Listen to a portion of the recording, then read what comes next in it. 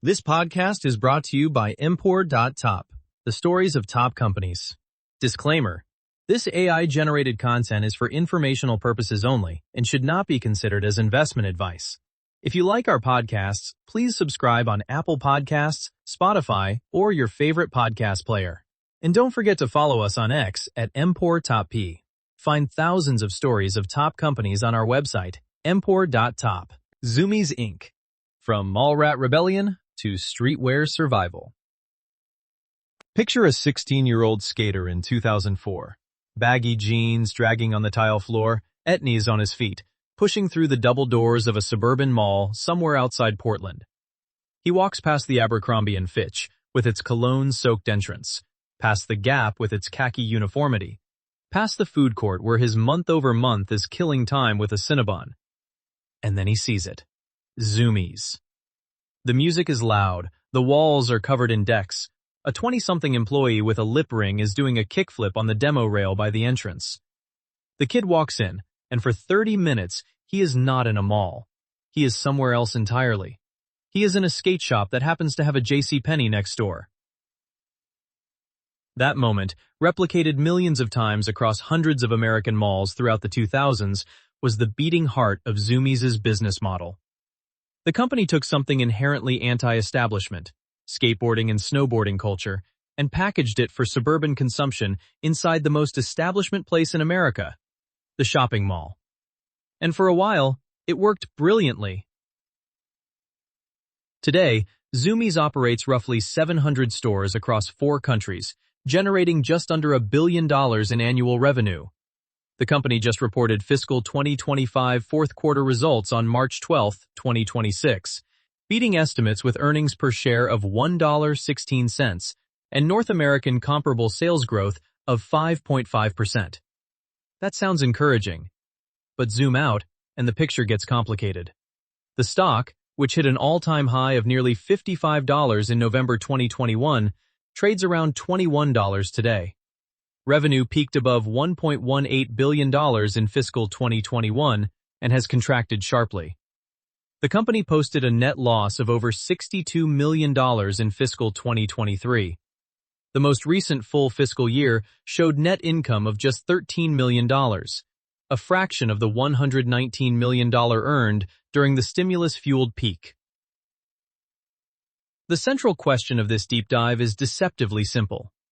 How did a single Seattle skate shop become a 700-store mall empire, and why is it now fighting for relevance in a world that has moved on from both malls and the version of youth culture that Zumiez monetized? This is a story about commodified counterculture, the fragility of authenticity as a business strategy, the death of the American mall, and the way the internet fundamentally rewired how teenagers discover brands, build identities, and spend money. It is also a story about remarkably disciplined operators who have managed to survive longer than almost anyone thought possible. What makes Zumiez different from every other retail cautionary tale is the tension at its core. The company was never just selling clothes and skateboards, it was selling belonging, a sense of tribal identity, access to a subculture. And that worked beautifully right up until the internet gave every teenager in America unlimited access to every subculture simultaneously. No mall trip required. The leadership team matters to this story as well. Tom Campion, the founder, remains chairman of the board at age 76, a steady hand connecting the company's countercultural origins to its corporate present. Rick Brooks, the CEO since 2010, has navigated the company through a recession, a pandemic, and a fundamental restructuring of the retail landscape. CFO Chris Work has managed a balance sheet that, remarkably, carries no long-term debt, a distinction that very few retailers of any size can claim. These are not flashy executives, they are operators, and the company's survival to this point is largely their story. In 1978, Tom Campion was an unlikely candidate to launch a skateboard shop. Born in 1949, Campion had trained as an accountant, the kind of buttoned-up career path that could not be further from the anarchic energy of late 1970s skate culture. But Campion had caught the bug.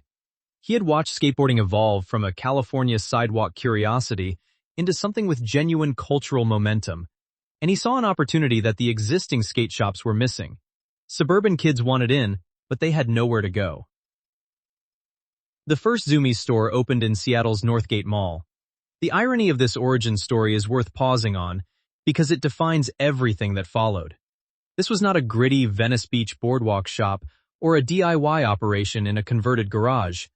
From its very first day, Zumiez existed inside the belly of mainstream American retail.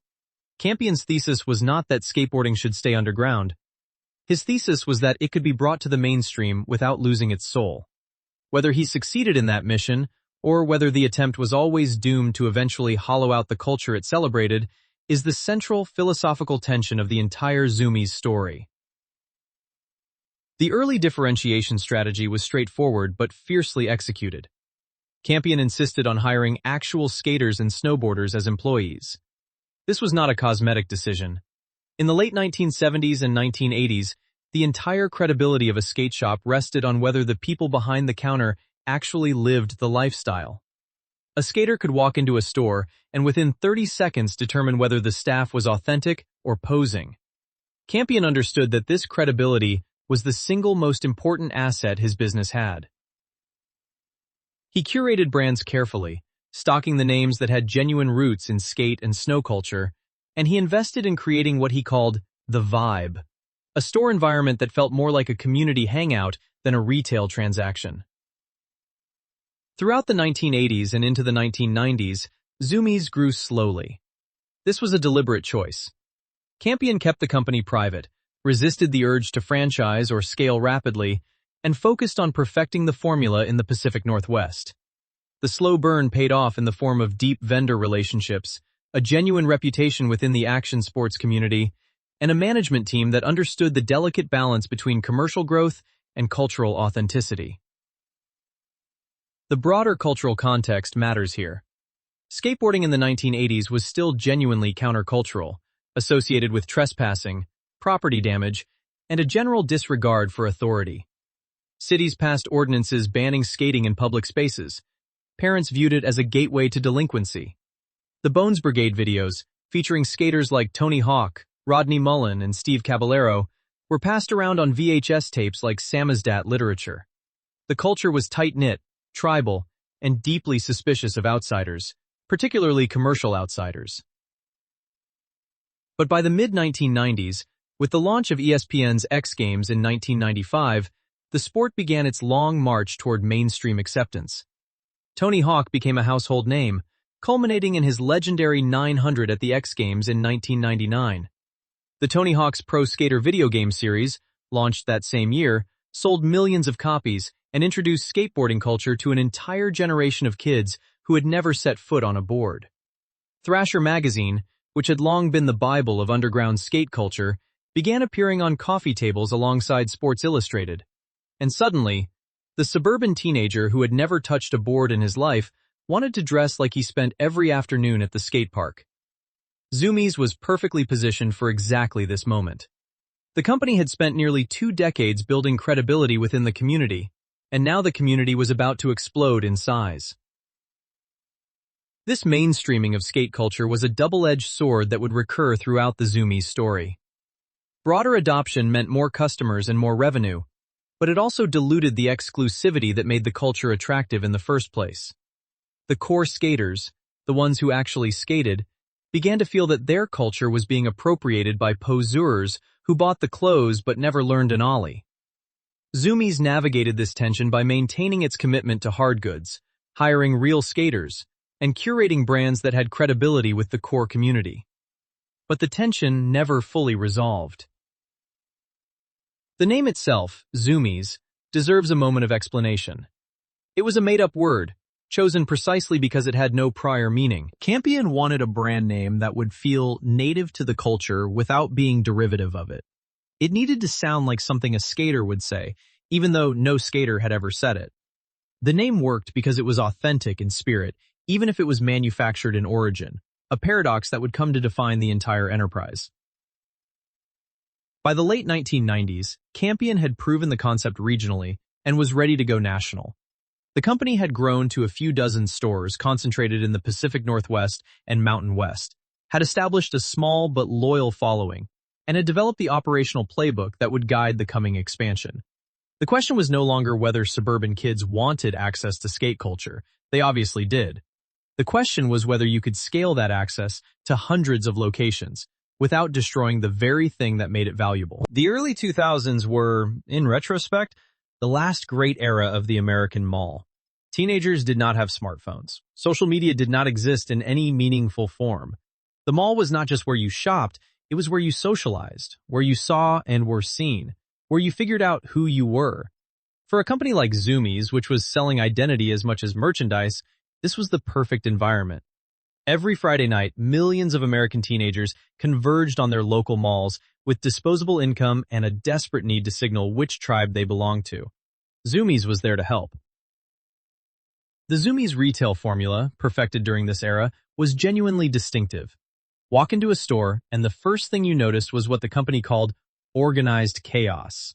Unlike the clean, minimalist aesthetic of an Abercrombie or the clinical layout of a department store, a Zumiez store felt deliberately cluttered. Skateboards hung from the ceiling, shoes were stacked in columns, t-shirts from a dozen different brands competed for wall space, music blared. The effect was intentional. It made the store feel like a skater's bedroom, not a retail environment. It invited browsing and discovery rather than targeted shopping. The employee culture was the secret weapon. Zumiez called its store associates blue shirts, and they were not typical retail workers. They were hired because they skateboarded, snowboarded, or surfed. They were encouraged to be themselves, to talk to customers about the latest tricks or the newest board, to treat the store as an extension of the local skate scene. The company invested in employee engagement through things like skate contests, snowboard trips, and a culture that valued passion over polish. The result was a level of customer trust that was essentially impossible for a corporate competitor to replicate. When a Zumiez employee told a 16-year-old which deck was worth buying, that recommendation carried weight because the employee actually skated. Vendor relationships were equally critical.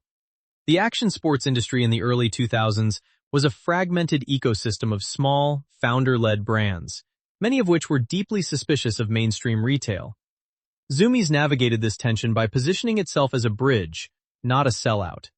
The company gave emerging brands shelf space and exposure to a national audience, and in return, those brands gave Zumiez access to products and limited releases that department stores could never get. This created a powerful flywheel. Authentic brands attracted credible customers.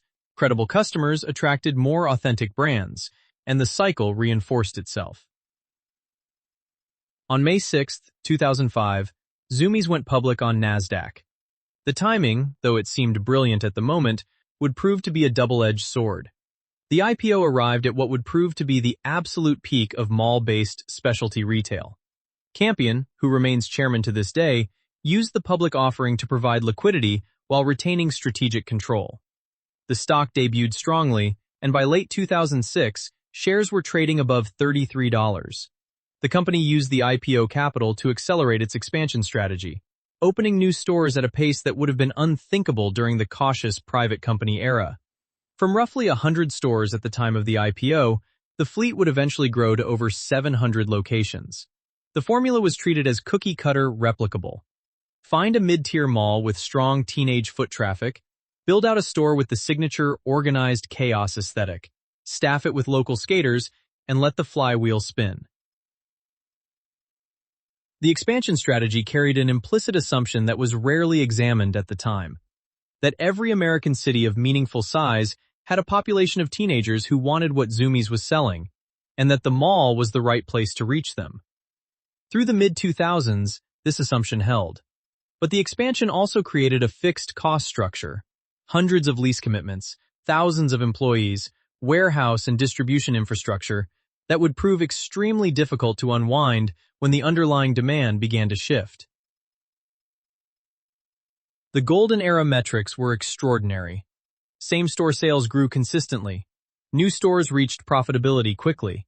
Revenue climbed from roughly $300 million at the time of the IPO toward the billion-dollar mark. By October 2007, the stock had climbed to nearly $42, reflecting investor enthusiasm for what appeared to be a perfectly scalable retail concept. The competition was fierce but fragmented. Pacific Sunwear, known as PacSun, was the most direct competitor, chasing the same teenage surf and skate dollar with a California-inflected version of the same formula. Tilly's, founded in 1982 and based in Irvine, offered a similar action sports assortment, but with a broader appeal that straddled the line between skate culture and general teen fashion. Journeys, owned by Genesco, focused on footwear, but competed for the same mall traffic and teenage disposable income. Hot Topic went after the alternative culture demographic from a different angle, emphasizing music, pop culture, and a darker aesthetic. Each competitor had its own version of the teen identity through retail playbook, and each would face similar structural challenges in the years ahead. But in the mid-2000s, the market was large enough to support multiple players, and the real competition was not between Zumiez and PacSun, but between all of them collectively, and the emerging digital alternatives that would eventually make the entire category irrelevant. Behind these direct competitors, larger players like Urban Outfitters were beginning to eye the streetwear market with growing interest. Private equity firms and strategic acquirers circled Zumiez during this period, recognizing the value of a brand that had genuine cultural credibility with the most coveted demographic in retail. But Campion and his team resisted, believing they could build more value as a public company. The hard goods business, skateboards, snowboards, bindings, and components, was a smaller but strategically important part of the revenue mix. Hard goods carried lower margins than apparel and footwear, but they served a critical purpose. They established authenticity.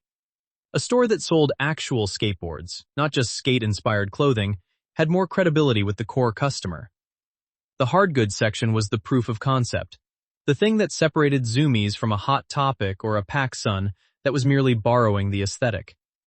When a serious skater walked in and saw quality decks from brands like Element, Plan B, and Baker, he knew this was a real shop, even if most of the store's revenue came from the t-shirts and hoodies that his less committed friends were buying.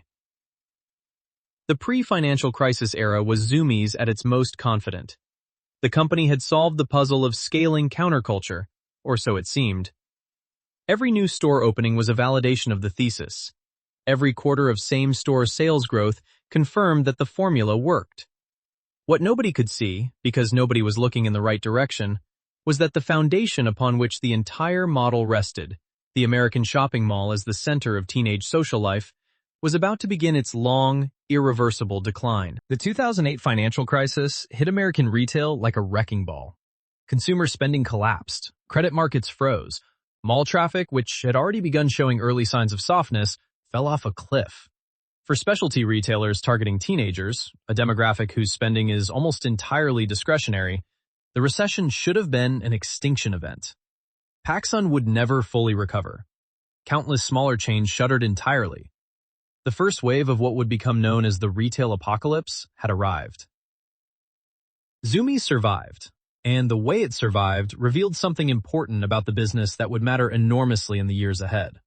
The stock cratered from that pre-crisis high of $42 all the way down to $6.12 in November 2008, a gut-wrenching decline of over 85%. But the business itself, while battered, remained fundamentally intact. Three factors explain the resilience. First, inventory discipline. Unlike many specialty retailers that had loaded up on inventory during the boom years, Zumiez had maintained relatively conservative buying practices. When consumer spending collapsed, the company was not stuck with mountains of unsold merchandise that had to be liquidated at steep discounts. Second, vendor partnerships. Because Zumiez had built genuine relationships with its brands over decades, those vendors worked with the company during the downturn rather than cutting off supply or demanding punitive terms. Third, and most importantly, the balance sheet. Zumiez had gone public with modest debt and had resisted the temptation to leverage up during the expansion years. When the crisis hit, the company had the financial flexibility to weather the storm without taking on emergency financing or selling equity at distressed prices. There was also something more subtle at work. Skate culture, it turned out, was partially recession-resistant. Not because skaters were wealthy, but because the core activity, skateboarding itself, was essentially free. You needed a board and a pair of shoes, and both lasted longer than a fashion trend. The identity associated with skate culture was durable, in a way that fashion-driven identities were not. A kid who identified as a skater in 2007 still identified as a skater in 2009, even if he was buying fewer shirts. This meant that Zumiez' customer base contracted in spending, but not in loyalty, a crucial distinction that kept the brand relevant through the downturn. In 2010, Rick Brooks took over as CEO, a transition that would prove to be one of the most consequential in the company's history. Brooks, born in 1960 and a longtime Zumiez executive, was not a turnaround specialist brought in from outside. He was an operator who understood the culture of the company from the inside. His leadership style was pragmatic rather than visionary. Slow store growth, obsessive focus on profitability, early investment in e-commerce, and a relentless attention to the metrics that actually drove the business. Brooks' background shaped his approach. Unlike the founder-visionary archetype, Brooks was a career retail operator who had risen through Zumiez' ranks over many years.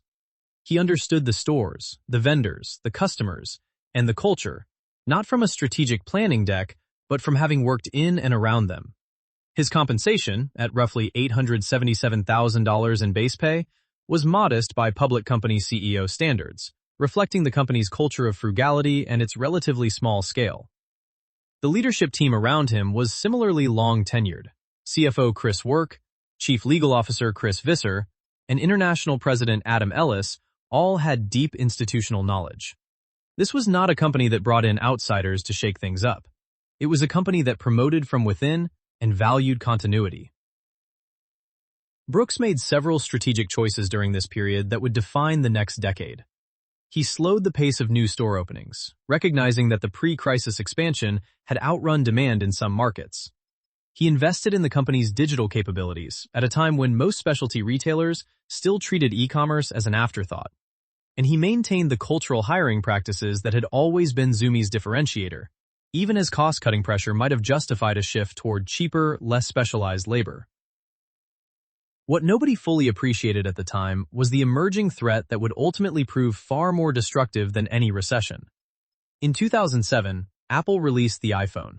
By 2010, smartphones were becoming ubiquitous among teenagers. Social media platforms, Instagram would launch in October 2010, were beginning to reshape how young people discovered brands, built identities, and communicated with each other.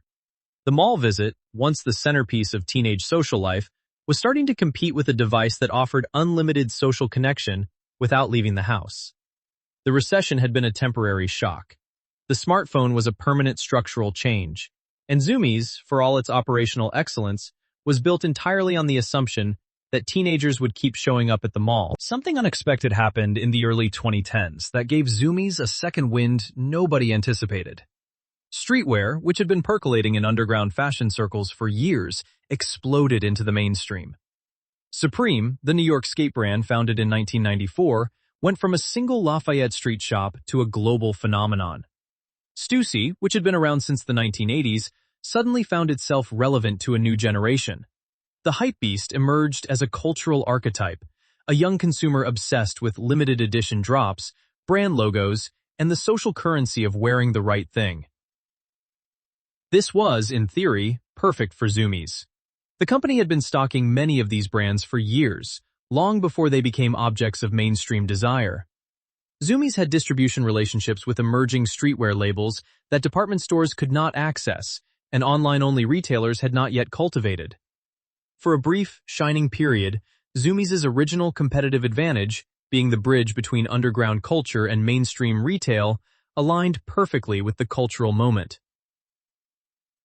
The company leaned into the opportunity. Under Brooks's leadership, Zumiez expanded internationally for the first time. The initial move was into Canada, a natural extension of the North American market. Then came a much more ambitious play, the acquisition of Blue Tomato, an Austrian action sports retailer, which gave Zumiez a foothold in Europe. The Blue Tomato deal was strategically clever. Rather than trying to export the Zumiez brand to a market where it had no recognition, the company acquired an established European player with its own cultural credibility and local knowledge. Later, the acquisition of Fast Times brought Zumiez into Australia. By the mid-2010s, international operations contributed over $100 million in annual revenue, providing geographic diversification that few specialty retailers of similar size could match. The omnichannel push was equally aggressive.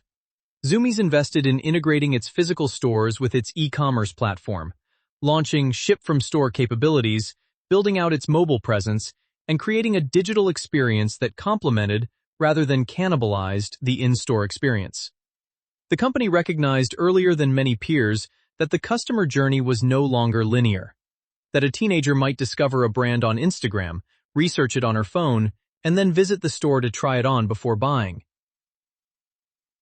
The international revenue buildup was meaningful.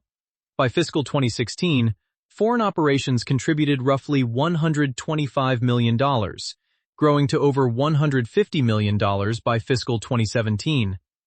This represented about 15 to 17% of total revenue, a significant diversification for a company that had been entirely domestic just a few years earlier. The European operation in particular gave Zumiez access to a different retail dynamic. European malls and shopping streets had not experienced the same degree of decline as their American counterparts, and the action sports culture in markets like Austria, Germany, and the Nordic countries was vibrant and growing. Financially, the results were strong. Revenue grew steadily through this period, crossing the billion-dollar threshold. But the stock performance told a more complicated story. After recovering from the financial crisis lows, shares climbed into the mid-$40s by mid-2015, reflecting optimism about the streetwear tailwind and international growth. Then came a sharp correction. By early 2017, the stock had fallen to the low teens, despite the fact that the underlying business was still profitable. The market was beginning to price in the structural headwinds that would dominate the next chapter of the story. The paradox of this era was that Zumiez's success was beginning to undermine its own foundation. The more mainstream streetwear became, the less differentiated Zumiez's product assortment appeared. When everybody from H&M to Zara started producing streetwear-inspired clothing at a fraction of the price, the value proposition of buying an authentic brand at an authentic retailer became harder to articulate. Why pay $40 for a graphic tee at Zumiez when you could get something visually similar at a fast fashion chain for $12? More fundamentally, the way teenagers discovered and adopted brands was changing in ways that threatened the entire retail model. Instagram, which reached 1 billion users by 2018, became the primary discovery platform for fashion. A 16-year-old in 2015 did not need to walk into Zumiez to find out what was cool.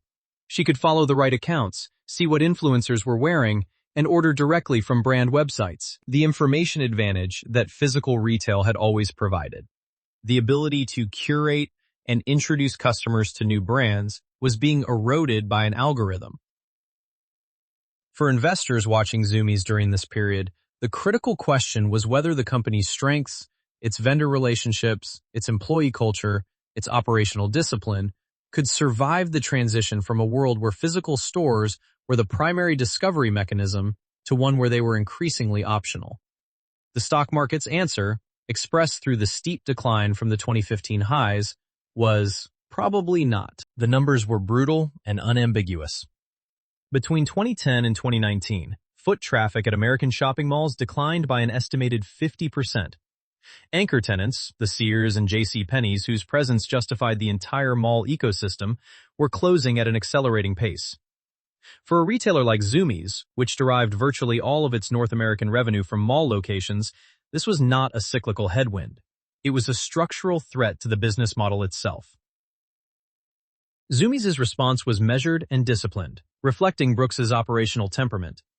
The company began optimizing its store fleet, closing underperforming locations, and renegotiating leases at others. This was not an easy process. Mall leases are long-term commitments, typically 5 to 10 years, and breaking them early involves significant costs.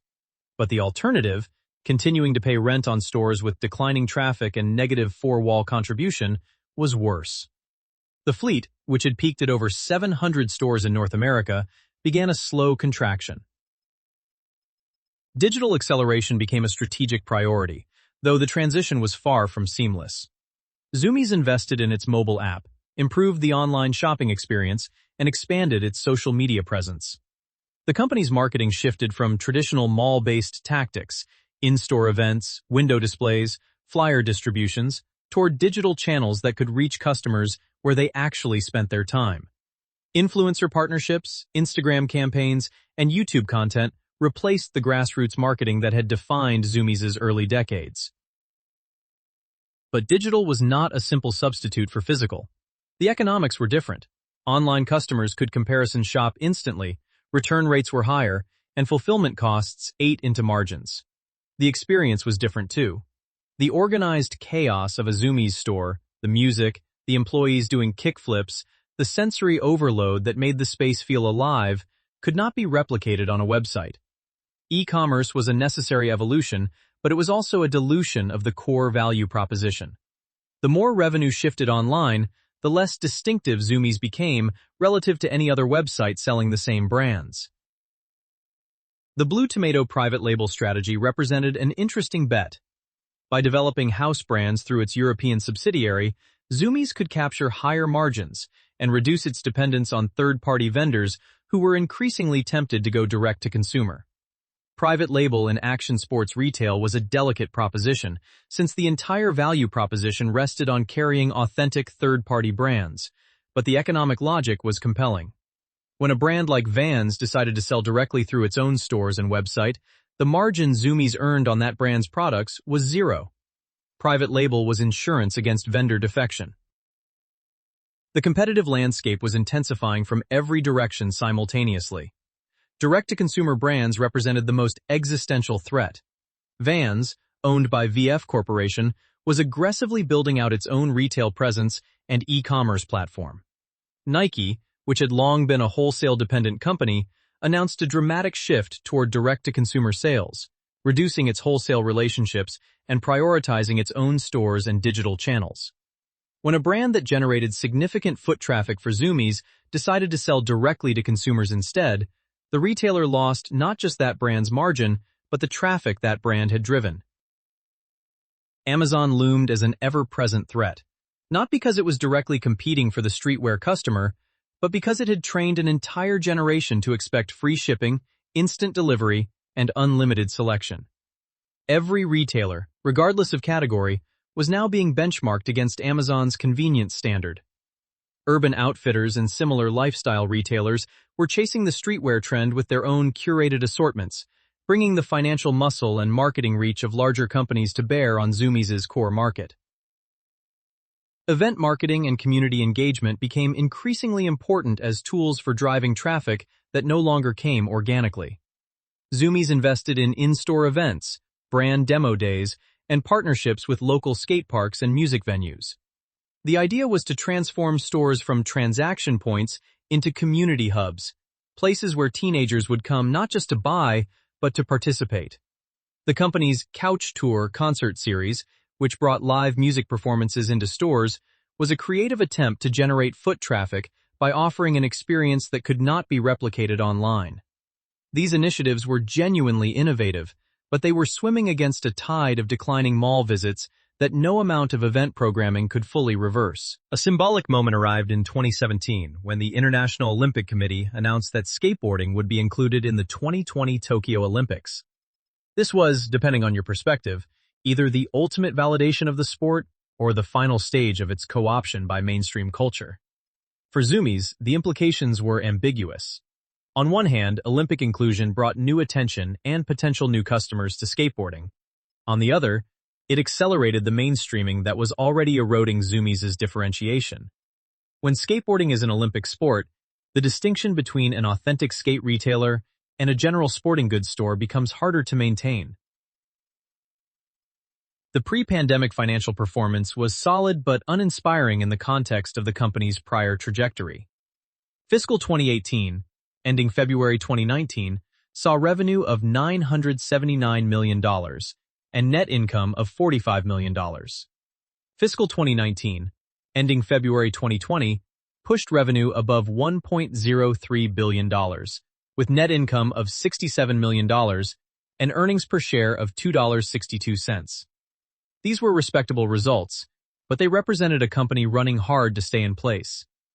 Revenue growth was driven primarily by new store openings, rather than same-store sales improvement, meaning the company was spending capital to maintain growth rather than generating it organically from its existing base.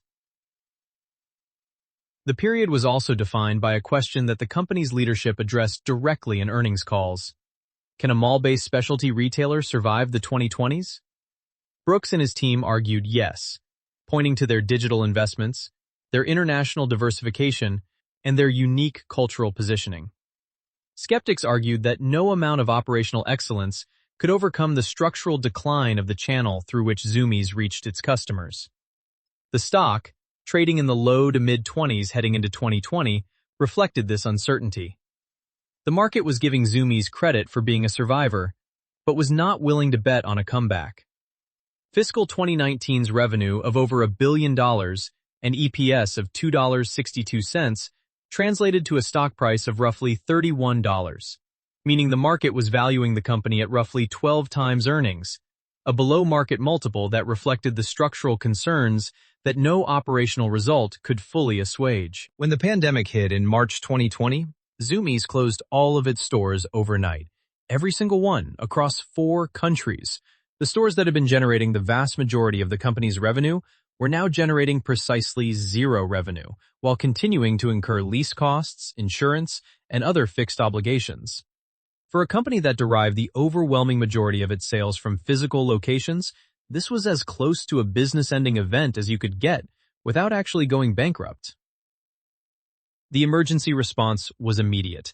E-commerce, which had been growing steadily but still represented a minority of sales, suddenly became the only sales channel. The company's previous investments in digital infrastructure, which had seemed like a hedge against a distant future, became mission-critical overnight. Curbside pickup was hastily implemented at stores that could partially reopen. The corporate team transitioned to remote work. Furloughs and layoffs reduced headcount to survival levels. The balance sheet, with its lack of debt and significant cash reserves, provided the oxygen the company needed to survive weeks and months without meaningful revenue. The stock plunged to $17 in March 2020 as investors priced in the possibility that the mall apocalypse had just been compressed from a decade-long slow decline into a single catastrophic quarter. What happened next defied every reasonable expectation.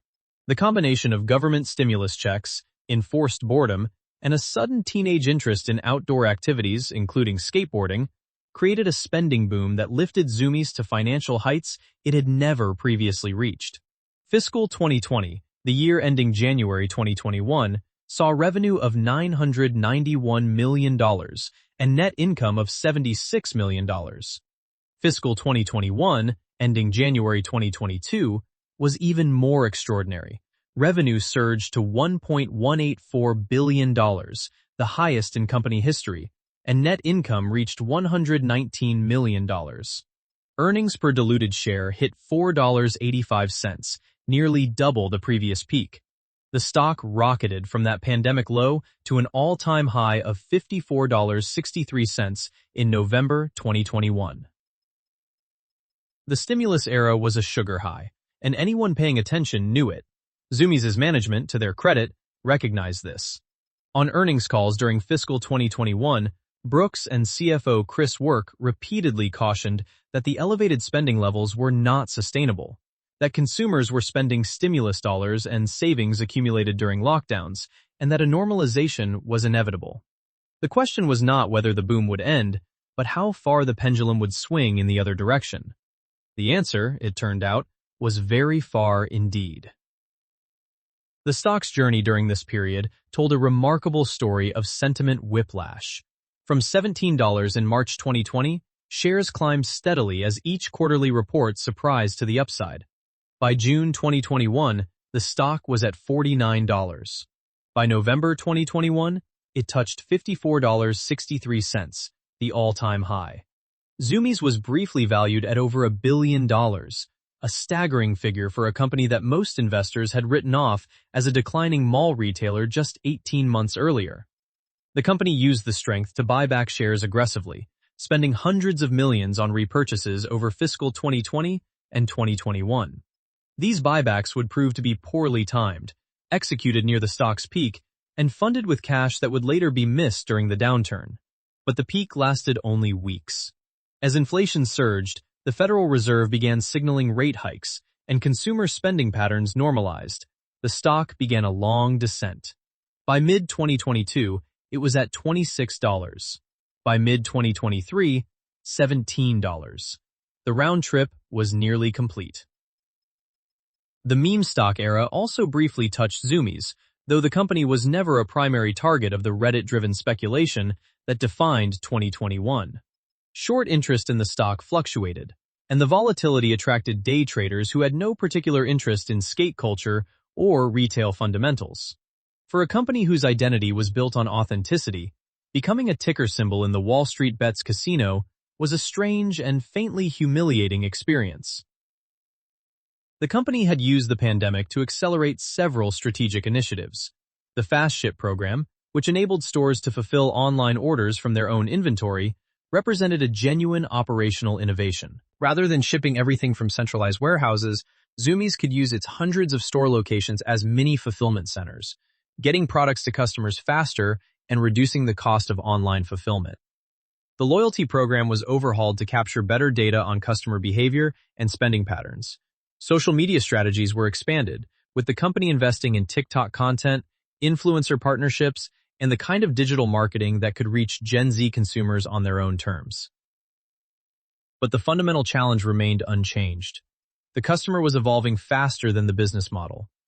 Gen Z, the cohort that was supposed to be Zumiez's next generation of loyal customers, shopped in ways that were fundamentally different from the millennials who had driven the company's golden era. Gen Z discovered brands through TikTok and Instagram, not by wandering through a mall. They valued sustainability and social consciousness in ways that a legacy action sports retailer was not positioned to deliver. They cycled through trends at a pace that made the traditional retail buying cycle, where products were ordered months in advance, look hopelessly slow. And they were comfortable buying secondhand, through platforms like Depop and ThredUp, in a way that previous generations had not been. The streetwear correction hit simultaneously, and it hit hard. The hype bubble that had inflated brands like Supreme to absurd valuations began to deflate. VF Corporation, which had acquired Supreme for over $2 billion in 2020, watched the brand's momentum stall. The resale market, which had boomed during the pandemic as speculators treated sneakers and streetwear like tradable assets, crashed as supply exceeded demand and consumers became more price-sensitive. StockX, the leading resale platform, saw transaction volumes decline and was forced to lay off staff. GOAT, its main competitor, similarly retrenched. The cultural moment that had aligned so perfectly with Zumiez's assortment was passing. This had a direct impact on Zumiez's business. When streetwear was hot, customers were willing to pay full price for branded products because those products had social currency. When the hype faded, the same products needed to be marked down to move. The promotional activity that followed compressed gross margins at precisely the moment when the company could least afford it. In fiscal 2023, cost of revenue consumed nearly 68% of sales, leaving a gross margin of just 32%, down from 39% during the peak year. That 7-point margin decline, on a nearly $900 million revenue base, represented roughly $60 million in lost gross profit, almost exactly the amount of the net loss that year. The financial results after the stimulus peak told the story in stark numbers. Fiscal 2022, ending January 2023, saw revenue drop to $958 million, with net income of $21 million, an 82% decline from the prior year. Fiscal 2023 was devastating. Revenue fell to $875 million, and the company reported a net loss of $62.6 million, driven in part by impairment charges and a sharp contraction in gross margins. Comparable store sales declined for multiple consecutive quarters. The stock fell from its $55 high back to the mid-teens, essentially round-tripping the entire pandemic rally. Rising costs compounded the revenue decline. Wages, driven by tight labor markets and minimum wage increases, pushed up the single largest expense in a retail operation. Rent, while negotiable in some locations, remained a substantial fixed cost across the fleet. Shipping costs, which had spiked during the pandemic, came down but did not return to pre-COVID levels. The combination of declining revenue and rising costs created a margin squeeze that turned modest operating profits into outright losses. The company was caught in a painful bind.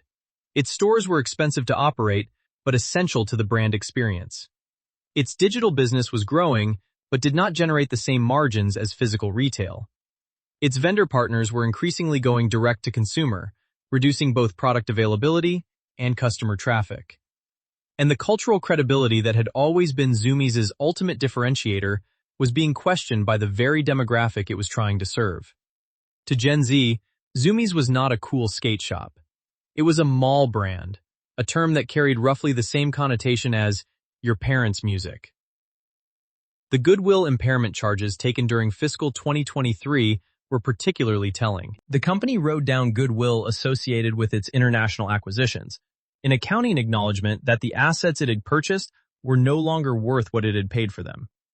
Goodwill impairment is, in accounting terms, the company's own admission that it overpaid for growth. Combined with inventory write-downs and restructuring costs, these charges pushed the fiscal 2023 net loss to $62.6 million, the worst annual result in company history. The operating loss for that year reached nearly $65 million, a stunning reversal from the $158 million operating profit generated just 2 years earlier. Perhaps the most concerning metric during this period was the share count. The weighted average diluted shares outstanding fell from roughly 25 million during the peak years to under 19 million by fiscal 2024, reflecting aggressive share repurchases. In normal circumstances, buybacks are a sign of confidence and a mechanism for returning value to shareholders. But when a company is buying back shares while its business is contracting, there is a risk that it is merely shrinking the denominator to make per-share metrics look less terrible. The buyback program consumed capital that might have been invested in digital capabilities, new store formats, or brand partnerships. The most recent fiscal year, ending January 31st, 2026, offered the first genuinely encouraging signs in several years. Revenue recovered to $929 million, up from $889 million the prior year. Net income turned positive at $13.4 million, a modest profit, but a significant improvement from the losses of the preceding 2 years. The fourth quarter was particularly strong. Earnings per share of $1.16 beat analyst estimates of $1.08, and North American comparable sales increased 5.5%. Gross margin expanded by 200 basis points to 38.2%, driven by better inventory management and fewer markdowns. The board authorized a new $40 million stock repurchase program, signaling confidence that the company was generating sufficient free cash flow to return capital to shareholders. But the context around these improving numbers matters as much as the numbers themselves. Revenue of $929 million is still well below the $1.18 billion peak and roughly flat with fiscal 2017 levels. Net income of $13 million represents a return on equity of about 4%, a figure that would not excite any investor looking for growth.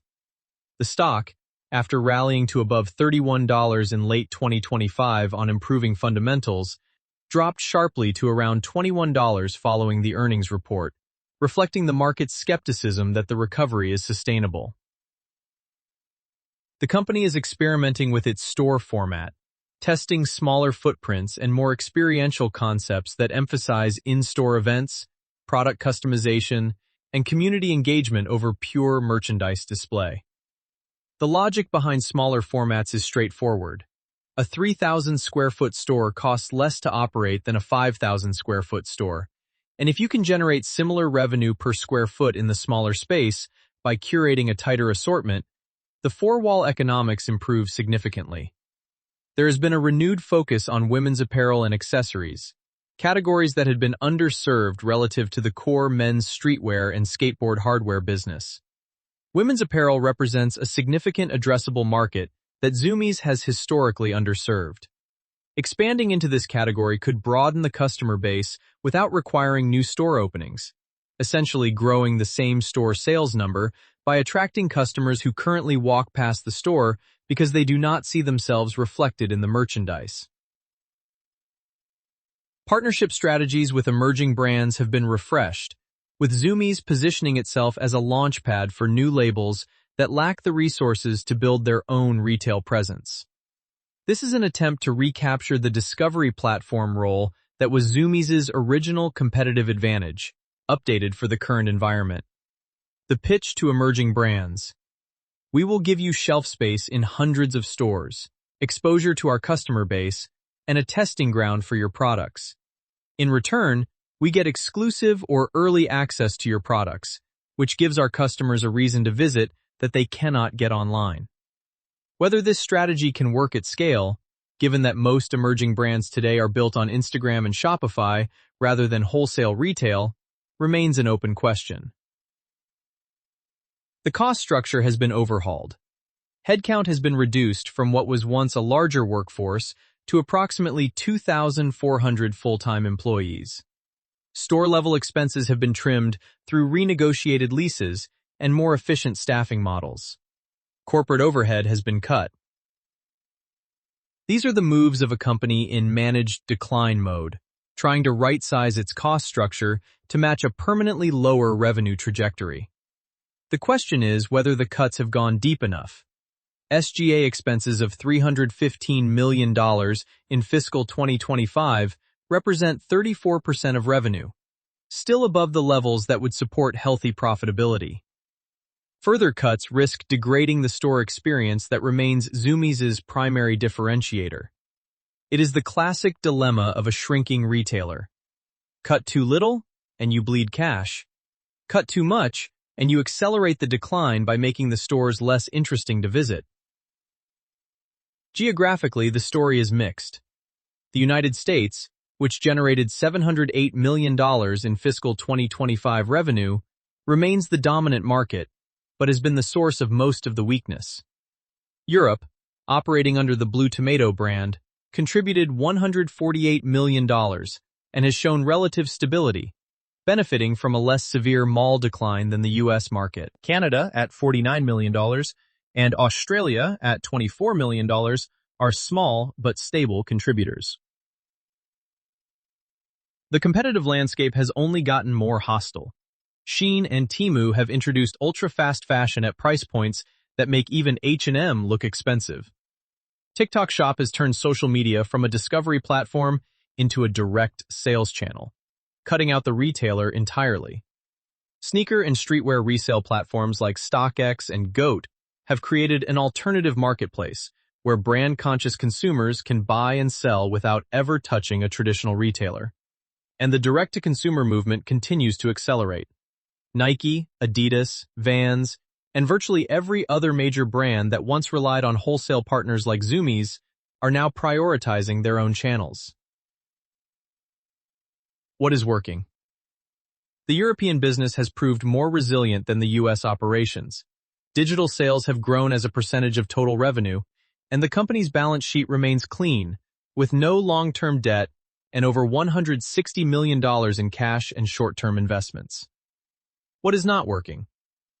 The core U.S. mall business continues to face structural headwinds.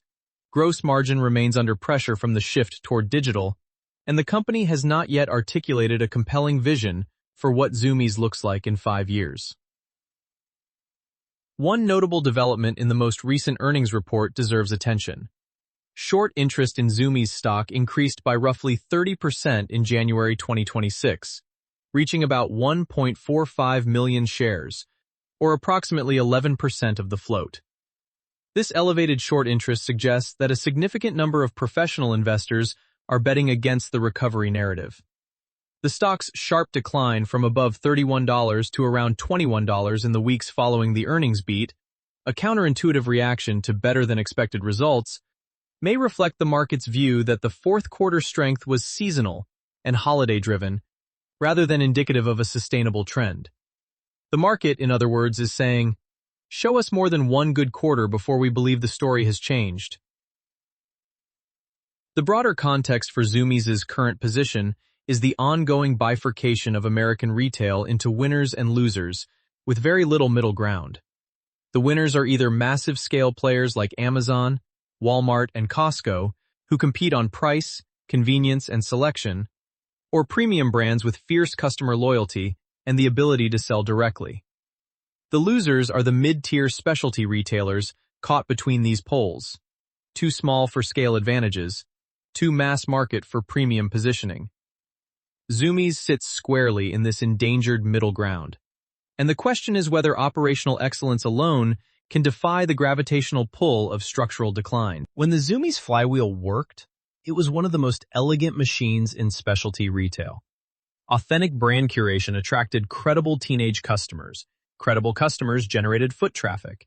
Foot traffic gave Zumiez leverage with vendors who needed the exposure and distribution. Vendor leverage allowed Zumiez to secure exclusive products and favorable terms, which improved margins. Better margins funded more stores, which attracted more brands. The cycle reinforced itself beautifully for the better part of 2 decades. Understanding why the math is breaking down requires looking at the unit economics of a Zumiez store. A typical store build-out costs somewhere in the range of $300,000 to $500,000, depending on size and location. During the golden era, a well-performing store could pay back that investment within 2 to 3 years, and then generate positive 4-wall contribution, meaning revenue minus direct store costs including rent, labor, and inventory, for the remainder of the lease. The metric that mattered most was revenue per square foot. A store needed to generate a certain minimum level of sales density to cover its fixed costs and contribute to corporate overhead and profit. The problem is straightforward. When mall traffic declines by 50%, revenue per square foot declines with it, unless the store can convert a dramatically higher percentage of visitors into buyers or increase the average transaction size. Zumiez has managed to improve both metrics through better merchandising and employee training, but not nearly enough to offset the traffic decline. A store that once generated $600 per square foot might now generate $400.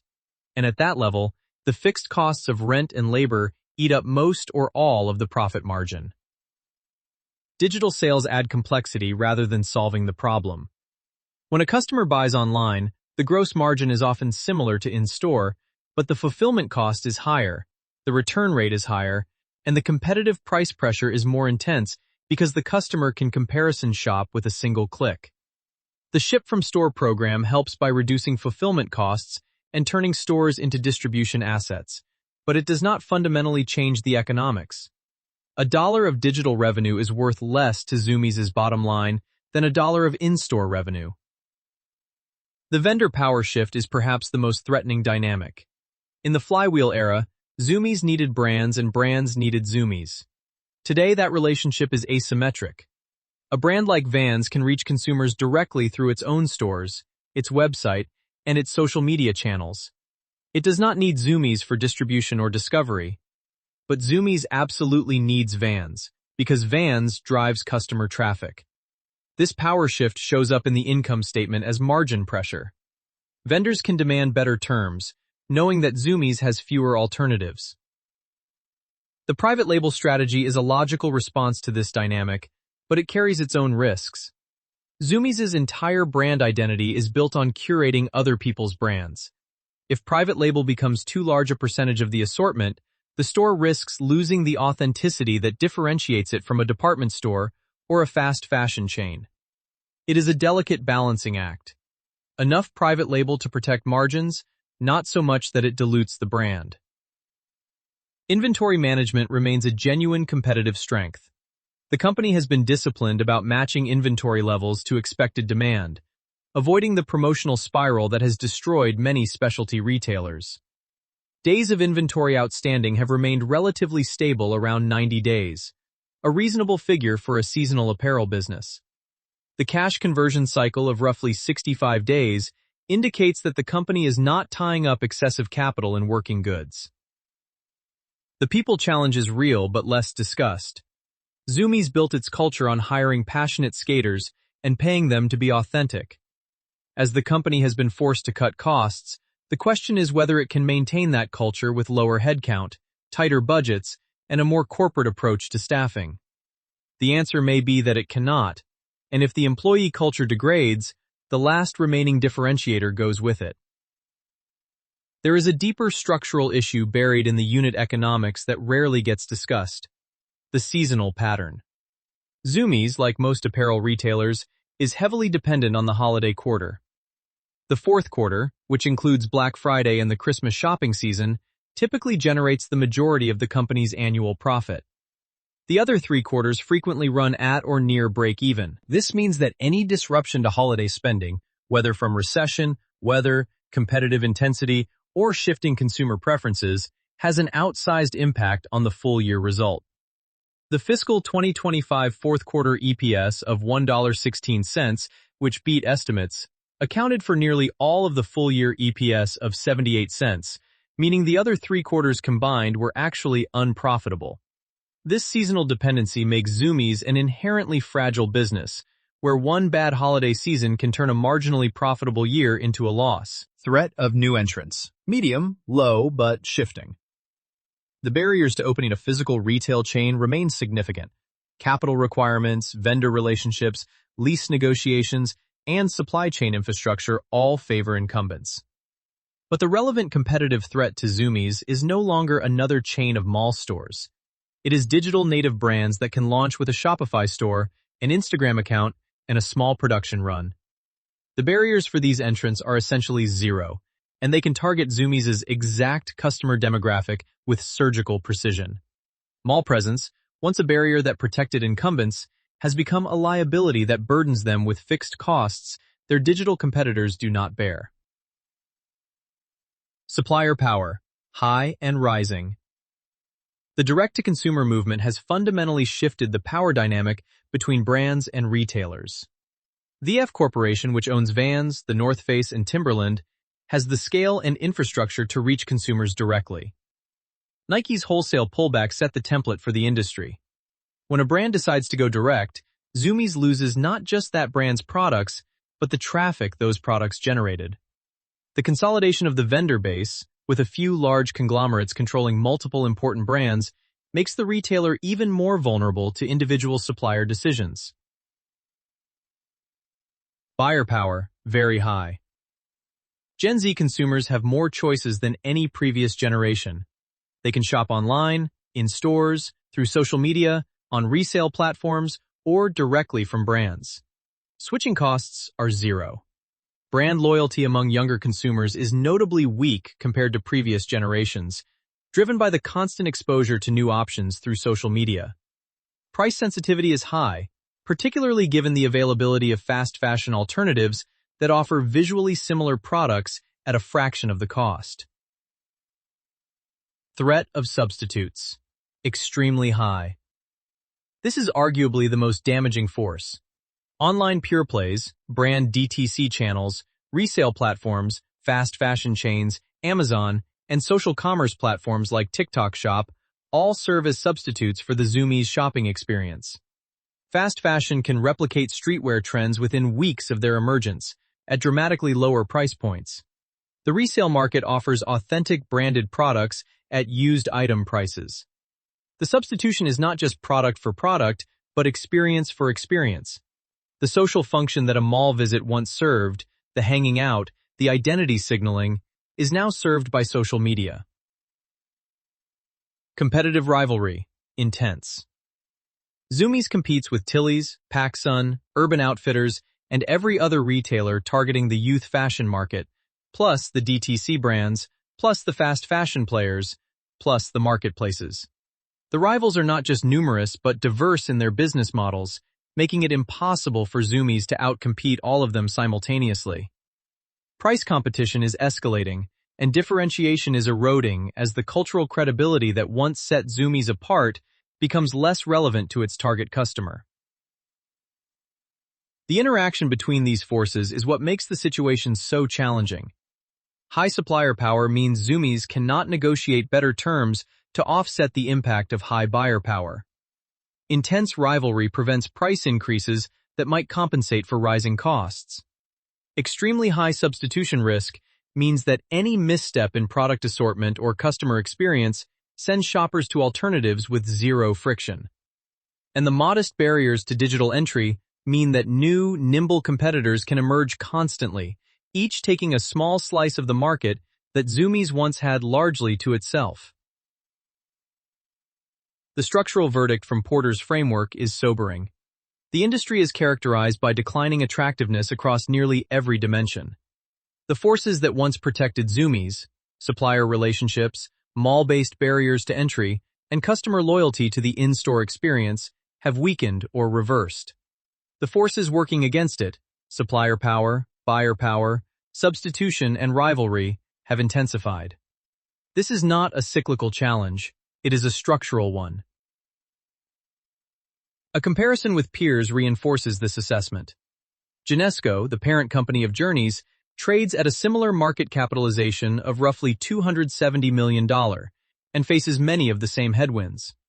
Shoe Carnival, at roughly $500 million, has performed somewhat better by focusing on value-oriented footwear, a less culturally dependent positioning.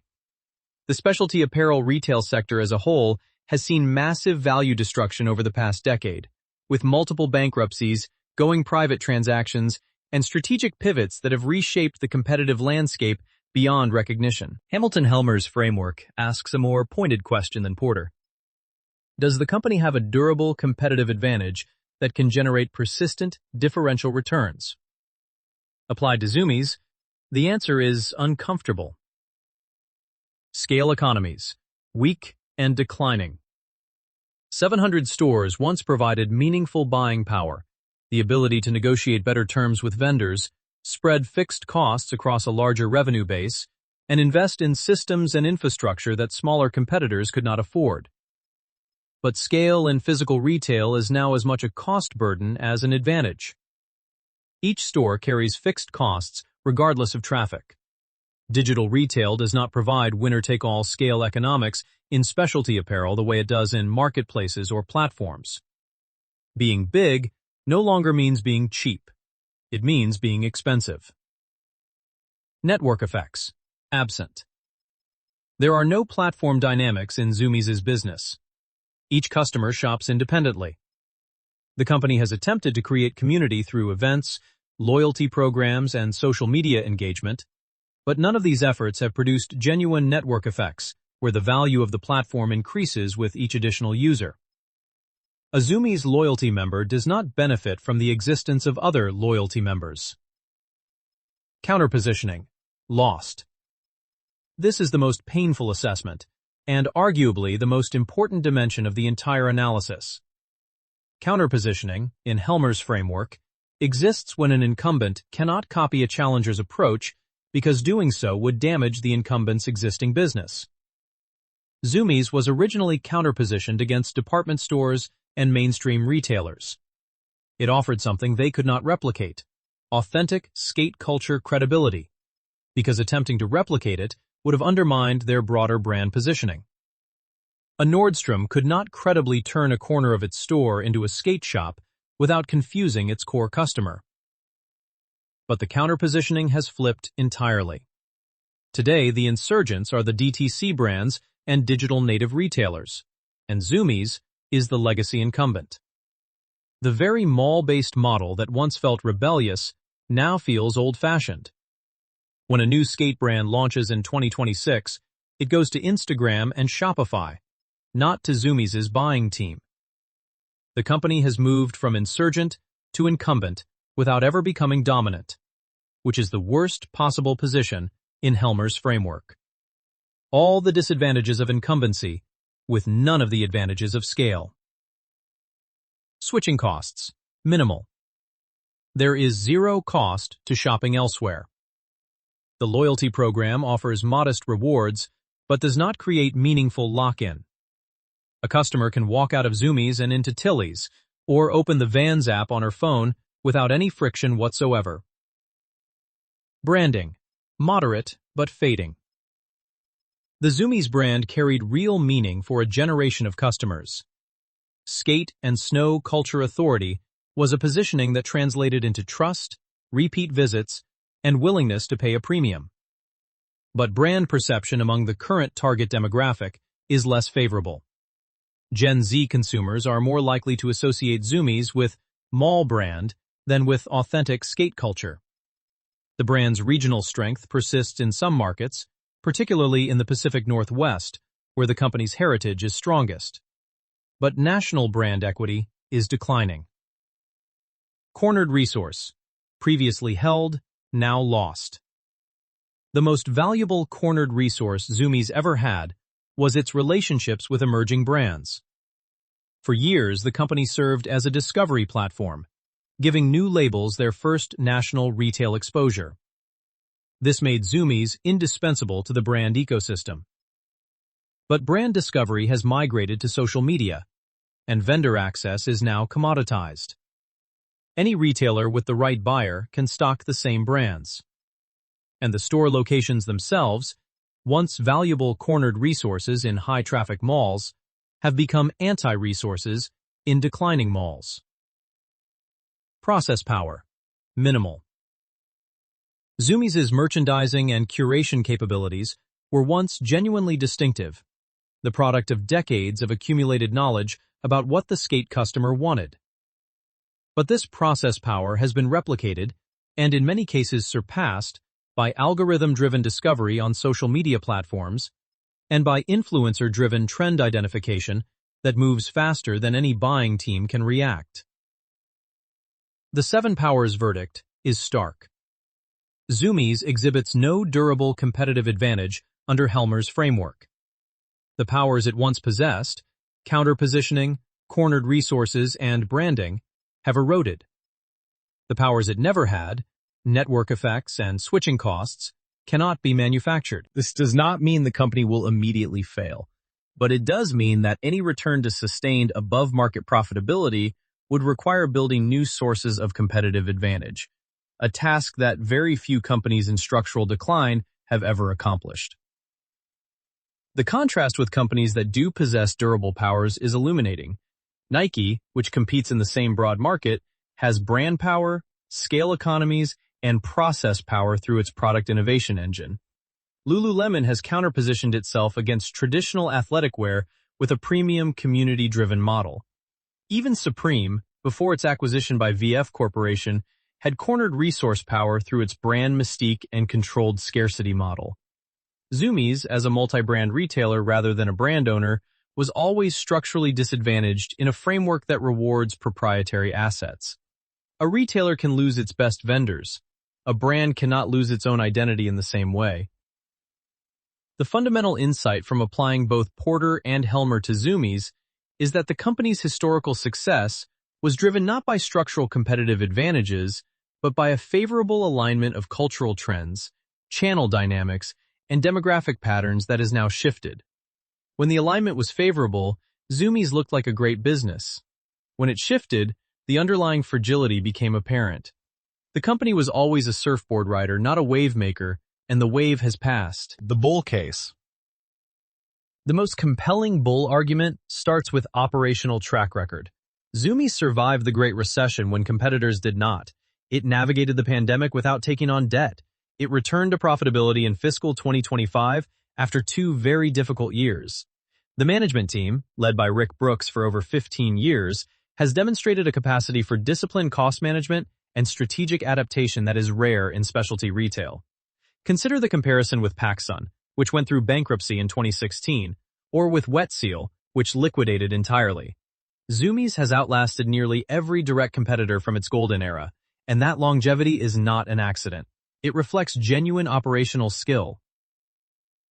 The most recent quarter reinforced this point. Fourth quarter earnings per share of $1.16 represented 49% growth year over year. Gross margin expanded by 200 basis points, driven by disciplined inventory management and reduced promotional activity. The company generated positive operating income for the full fiscal year after 2 years of losses. These are the results of a management team that knows how to pull the right levers when the business gives them something to work with. European growth still has runway. The Blue Tomato brand is well established in the action sports market across the continent, and the European retail landscape, while facing its own challenges, has not experienced the same severity of mall decline as the United States. International revenue of roughly $220 million could continue to grow even if the U.S. business stagnates. The balance sheet provides a margin of safety. With over $160 million in cash and short-term investments and no long-term debt, Zumiez has the financial flexibility to invest in its turnaround without the existential pressure that leverage creates. The new $40 million buyback authorization suggests management believes the stock is undervalued relative to the company's cash generation capacity. There is a private equity takeout thesis. At a market capitalization of roughly $360 million, Zumiez could be attractive to a private equity buyer looking to take the company private, optimize the cost structure away from the scrutiny of quarterly earnings, and execute a longer-term transformation. The clean balance sheet and positive cash flow make it financeable. The company's $160 million in cash and investments means that the effective enterprise value, the amount a buyer would actually need to pay after netting out the cash on the balance sheet, would be even lower. A take private at, say, a 30% premium to the current stock price would value the company at roughly $470 million, an enterprise value of around $310 million, or about 8 times trailing EBITDA. That is within the range that private equity firms have historically found attractive for retail turnarounds. There is also a streetwear durability thesis. Unlike many fashion trends that burn bright and disappear, streetwear and skate culture have proven remarkably persistent over 4 decades. The specific brands and styles change, but the underlying cultural energy, the fusion of sport, art, music, and fashion, shows no signs of fading. If Zumiez can maintain its position as a credible curator of this culture, there will always be a customer for what it sells. Finally, there is the generational cycle argument. Retail trends are cyclical, and there are early signs that Gen Alpha, the generation after Gen Z, may be rediscovering physical retail. If the mall experience evolves to become more experiential and community-oriented, Zumiez's network of physical locations could become an asset again. There is something appealing about the idea of tactile, real-world shopping as a counterpoint to the screen-dominated lives of today's teenagers. If that pendulum swings, Zumiez has the physical infrastructure to benefit. The bear case. The structural decline of American malls is irreversible. No amount of format innovation or experiential retail can offset the fundamental reality that teenagers do not go to malls the way they used to, and there is no reason to believe they ever will again. Zumiez is optimizing within a declining channel, which is like rearranging deck chairs on a ship that is slowly taking on water. Gen Z shopping behavior is fundamentally incompatible with the Zumiez model. This generation discovers brands on social media, buys through digital channels, values sustainability and secondhand shopping, and cycles through trends too quickly for a traditional retail buying cycle to keep pace. Zumiez cannot change who its customer is, and its customer has moved on. The competitive moat is gone. Brands will continue going DTC because the economics are better and the data is richer. Zumiez has no way to prevent its most important vendors from deciding that they no longer need a wholesale partner. Every brand that goes direct takes traffic and margin with it. The authenticity brand positioning, once Zumiez's greatest asset, may be damaged beyond repair. When your target customer views you as a mall brand rather than a culture brand, the game is essentially over. Rebuilding that perception would require not just marketing, but a fundamental reinvention of what Zumiez means, and it is not clear that the current leadership or business model can deliver that reinvention. Brand perception among teenagers is notoriously difficult to change once set. The brands that Gen Z considers authentic, whether it is Cortez, Aimé Leon Dore, or Fear of God, share a common trait. They are not sold in malls. That association between authenticity and non-mall distribution is a structural headwind that no amount of store renovation can overcome. The cost structure remains fundamentally challenged even after years of optimization. Selling, general and administrative expenses consumed roughly 34% of revenue in the most recent fiscal year. For context, a healthy specialty retailer typically targets SG&A below 30%. The difference, roughly 4 percentage points on a $929 million base, represents approximately $37 million in excess costs that must be eliminated or offset by revenue growth to achieve sustainable profitability. With over 700 stores still in operation, the fixed cost overhang of lease obligations, store labor, and utility costs creates a high break-even point that leaves very little room for error. Even a successful turnaround likely results in a much smaller, less profitable company. The bull case for Zumiez is not a return to billion-dollar revenue and $100 million profits. It is a managed contraction to a fleet of 400 or 500 stores generating adequate but not exciting returns. For investors, the question is whether the current stock price adequately compensates for the risk that even this modest outcome does not materialize. Most likely scenario. The base case is a slow decline with periodic quarters of stabilization that give the appearance of a turnaround without fundamentally changing the trajectory. The store fleet likely shrinks to somewhere between 400 and 500 locations over the next 5 years as underperforming leases expire and are not renewed. The company becomes a smaller, more focused regional player rather than a national brand. Eventually, it is either taken private at a modest premium to the market price or merged with a competitor in a consolidation play that creates incremental cost savings but does not solve the underlying demand challenge. This is not a story of management failure. Rick Brooks and his team have managed the decline with more skill and discipline than virtually any comparable company. This is a story of structural change. The business model that Zumiez was built on, selling youth culture through mall-based physical retail, is dying. Zumiez is just dying slower than most. KPIs that matter most. For investors tracking this story, 2 metrics matter above all others. North American comparable store sales growth is the single most important indicator of whether the core business is stabilizing or continuing to decline. Comparable sales, or comps, measure revenue growth at stores that have been open for at least a year, stripping out the effect of new store openings and closures. This metric isolates the organic health of the business. Are existing customers spending more? Are new customers finding existing stores? Or is the customer base eroding? The 5.5% comp growth in the most recent quarter was encouraging, particularly after multiple quarters of declines. But one quarter does not make a trend. Sustained comp growth above 3% for 4 or more consecutive quarters would be the most convincing signal that the traffic decline has genuinely reversed rather than merely paused. Gross margin percentage tells the story of pricing power, inventory management, and the balance between third-party brands and private label.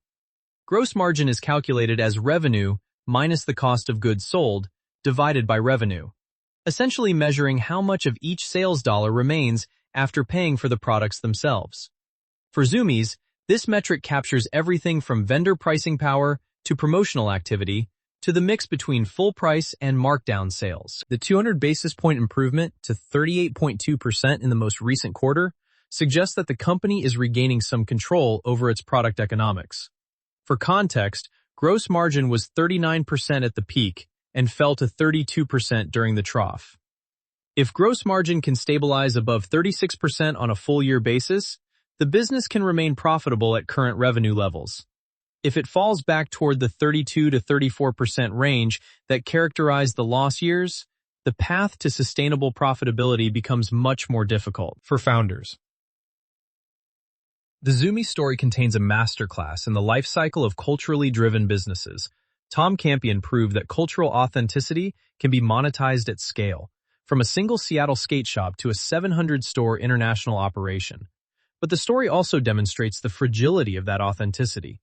When you build a business on the proposition that you are the authentic representative of a subculture, every step toward mainstream success erodes the very thing that made you distinctive. 50 stores felt like an insider's network. 700 stores felt like a corporation. The distribution advantage lesson is particularly instructive. For 2 decades, Zumiez's most valuable asset was its role as a bridge between underground brands and mainstream consumers. Brands needed Zumiez because they could not reach suburban teenagers on their own. But distribution advantages are inherently temporary. The moment a brand develops the capability to reach consumers directly, The distributor becomes a cost rather than a partner. Every retailer in every category should internalize this. If your value proposition is connecting suppliers to customers, you will eventually be disintermediated unless you build something that neither side can replicate. The location lesson is equally powerful. Zumiez's competitive advantage was literally a physical place, a store in a mall. When the mall worked, the location was gold. When the mall declined, the location became an anchor. Physical assets can be competitive advantages, but they are also commitments that limit flexibility when the market shifts. The 10-year lease that seemed like a bargain in 2012, when mall traffic was strong and same-store sales were growing, became a millstone by 2022, when traffic had halved and the store was losing money. For any founder building a business around physical locations, the lesson is to maintain as much lease flexibility as possible, even at the cost of slightly higher initial rents. The hiring for culture lesson extends beyond retail. Zumiez proved that employees who genuinely live your brand create a customer experience that is impossible to replicate through training manuals and corporate scripts. But it also demonstrated the fragility of this approach at scale. When you need to hire thousands of employees across hundreds of locations, maintaining cultural authenticity becomes an exercise in organizational design, not just hiring. The tension between cultural purity and operational efficiency is never fully resolved. It is merely managed, and the management gets harder as scale increases. For investors, retail requires constant reinvention because the consumer is constantly evolving. Zumiez reinvented successfully at least once, from regional skate shop to national streetwear destination, but could not reinvent again fast enough to match the pace of change in consumer behavior and competitive dynamics. Most retailers fail at this reinvention, which is why the sector has such a high mortality rate. The teen consumer business is the highest risk category in retail. Teenagers are fickle, trend-sensitive, and have no loyalty to legacy brands. They are the most digitally native demographic, the most influenced by social media, and the most willing to experiment with new shopping channels. Any business dependent on this customer must be prepared for rapid and unpredictable shifts in preference. Mall exposure was dramatically underpriced as a risk factor in the 2010 to 2015 period. Investors who recognized the structural decline of mall traffic before it was reflected in same-store sales numbers had an enormous analytical advantage. The lesson extends beyond retail. When a business is built on an assumption about consumer behavior, the biggest risk is not that the business executes poorly, but that the assumption itself becomes invalid. Value traps are a genuine risk in declining retail businesses. A low price-to-earnings ratio means nothing if earnings are going to zero. Zumiez has traded at seemingly cheap multiples for years, but investors who bought on valuation alone have been burned by the continued decline in profitability. In retail, cheap can always get cheaper. The enterprise value to EBITDA ratio has swung wildly, from around 6.6 times during the peak fiscal 2021 year to deeply negative during the loss years, and back to roughly 12 times in the most recent fiscal year. That volatility itself is a warning sign. The earnings base is too unstable to support confident valuation work. The big picture. Zumiez is the story of commodified counterculture, told over nearly 5 decades. Tom Campion took something real, the energy and identity of skate culture, and built a machine that delivered it to suburban kids through the most commercial channel available. That machine worked brilliantly for a generation. But the internet did not just change retail. It eliminated the information advantage that physical stores had always provided. When a teenager can discover every brand in the world from her phone, the curated selection at the local skate shop is no longer a discovery service. It is a limitation. There is a broader lesson here about the relationship between curation and technology. Before the internet, physical retail served 3 functions simultaneously. Discovery, which meant showing customers products they did not know existed. Validation, confirming that a product was worth buying through expert recommendation. And distribution, physically delivering the product to the customer. The internet unbundled these functions. Discovery moved to social media. Validation moved to influencers and peer reviews. Distribution moved to e-commerce. What remains for physical retail is experiential value, the pleasure of touching, trying, and being in a physical space, and community, the social experience of shopping with others. These are real sources of value, but they are much narrower than the three-function bundle that sustained physical retail for decades. Some business models cannot adapt. They can be optimized, managed, and extended, but they cannot be transformed into something fundamentally different. The mall-based specialty retailer selling youth culture is almost certainly one of those models. Zumiez's story is not a failure of execution. It is the natural conclusion of a business model that was built for a world that no longer exists. The teenagers who walked into Zumiez in 2004, desperate to signal their belonging to skate culture through the brands they wore, had a completely different relationship with commerce, identity, and discovery than the teenagers of 2026. And that, ultimately, is the whole story.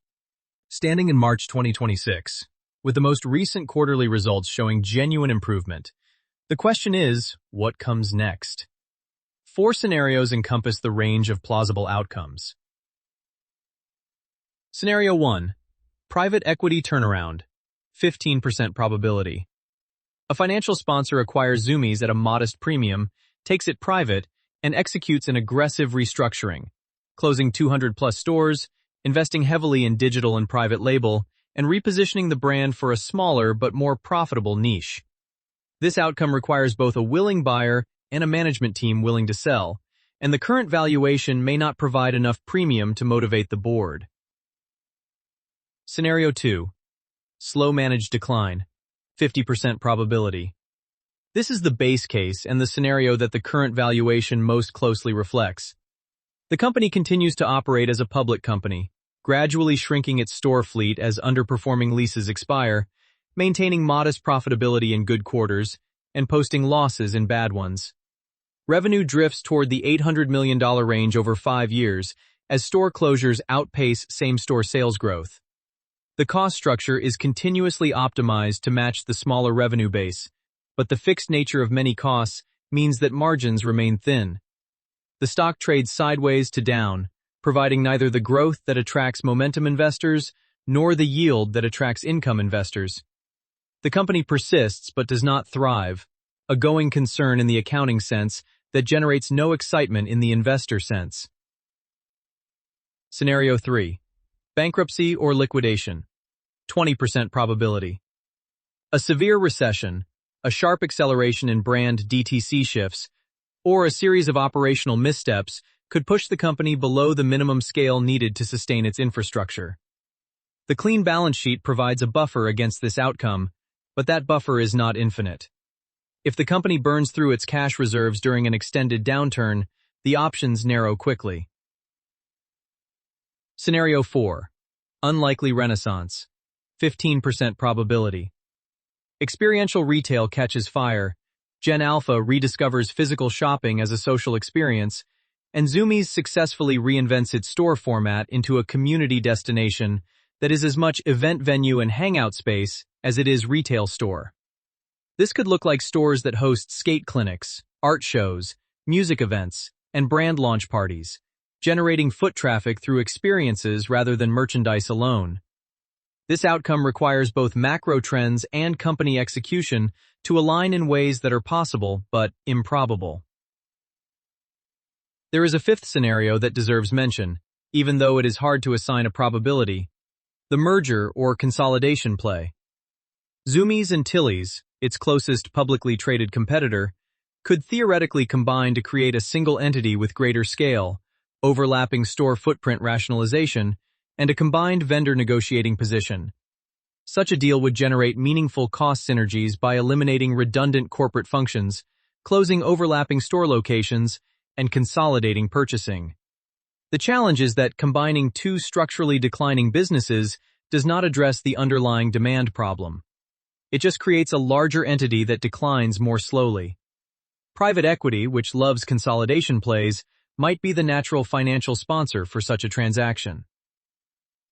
The broader context is the ongoing death of middle-market retail, the category of retailers that are too small to compete on scale with Amazon and Walmart, but too large to survive as boutiques.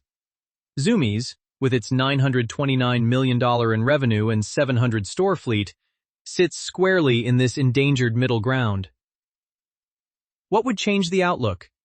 3 things to watch. First, sustained comparable store sales growth above 3% for 4 or more consecutive quarters would suggest that the traffic decline has genuinely reversed rather than merely stabilized temporarily. Second, gross margin consistently above 37% would indicate that the company has found a sustainable balance between third-party brands and private label that supports profitability. Third, a meaningful acceleration in international revenue growth would signal that the Blue Tomato and Fast Times brands have more runway than the market currently gives them credit for.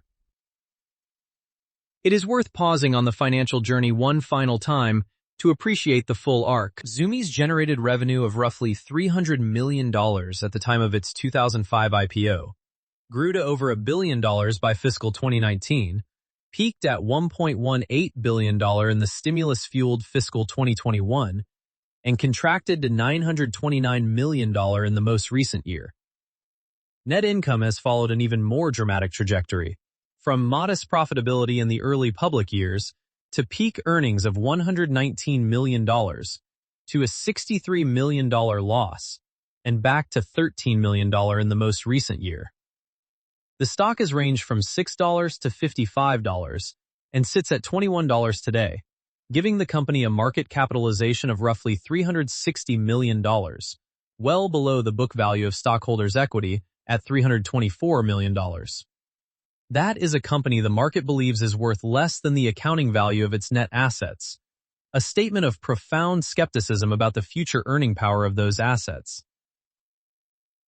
The teenagers who walked into Zumiez in 2004, who spent their Friday nights at the mall, who discovered Volcom and DC shoes by flipping through racks of graphic tees while a Blink-182 song played overhead, live in a different universe than the teenagers of 2026. Those 2004 kids had no alternative. The mall was the internet before the internet. Zumiez was the algorithm before algorithms existed. The store told you what was cool because you had no other way to find out. Today, a teenager has 1,000 ways to find out, and none of them require setting foot in a shopping mall. That shift, from scarcity of information to abundance, from physical curation to algorithmic discovery, from tribal identity through retail to tribal identity through social media, is the tectonic force that has reshaped Zumiez's world. And it is the kind of force that no amount of operational excellence, no amount of cost-cutting, no amount of store format innovation can fully overcome. Top 10 resources. 1. Zumiez 10K filings, 2005, 2015, 2023, 2025. The financial progression from growth to decline and nascent recovery, told through the company's own disclosures. 2. Billion Dollar Brand Club by Lawrence Ingrassia. Essential context on the DTC revolution that disrupted Zumiez's wholesale-dependent model. 3. The New Rules of Retail by Robin Lewis. Framework for understanding why traditional retail models broke and what replaced them. 4. Hijacking the Runway by Osmond Rahman and Lauren Sherman. The journey of streetwear from subculture to mainstream fashion, and the retailers caught in the middle. 5. Mall of America documentary. Understanding the peak of teen mall culture and why it mattered for retailers like Zumiez. 6. Complex Media's Streetwear coverage, 2010 to 2020. A real-time archive of the cultural zeitgeist that drove Zumiez's best years. 7. Expiration Dates by Scott Galloway. Retail brand lifecycle theory applied to companies navigating structural decline. 8. Retail Dive and Modern Retail Publications. Ongoing industry coverage tracking the evolution of specialty retail and DTC competition. 9. The Hundreds Founder Interviews. Perspective from inside the streetwear brand ecosystem on the changing relationship between brands and retailers. 10. Zumiez Earnings Call Transcripts, 2020 to 2026. Management's own narrative evolution from pandemic optimism through loss years to cautious recovery. This podcast is brought to you by Empor.top, the stories of top companies. Disclaimer: this AI-generated content is for informational purposes only and should not be considered as investment advice. If you like our podcasts, please subscribe on Apple Podcasts, Spotify, or your favorite podcast player. And don't forget to follow us on X at @MPORTOP. Find thousands of stories of top companies on our website, mpor.top.